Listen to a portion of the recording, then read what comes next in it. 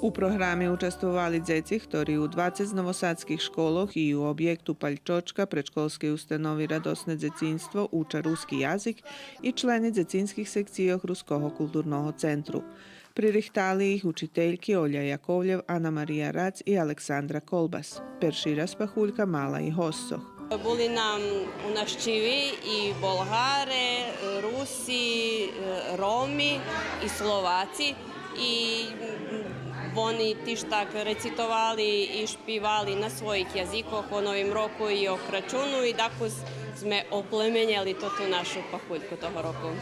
На концу програми стигали Дідо Мраз зо змехом, у котрим були пририхтані 100 пакетики. Спішало нам ще обезпечити пакетики, я ще називам, що діти будуть задоволені. Того року ми достали средства, народ не знаємо як. Зараз бачимо, що всяді родичі платують за пакетик.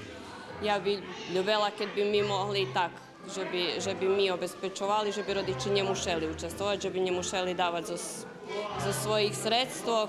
Я ще не знаю, що буде і народ так. Програму потримали Городська управа за культуру Новий Сад і Покраїнський секретаріат за образування, предписання, управу і національні меншини.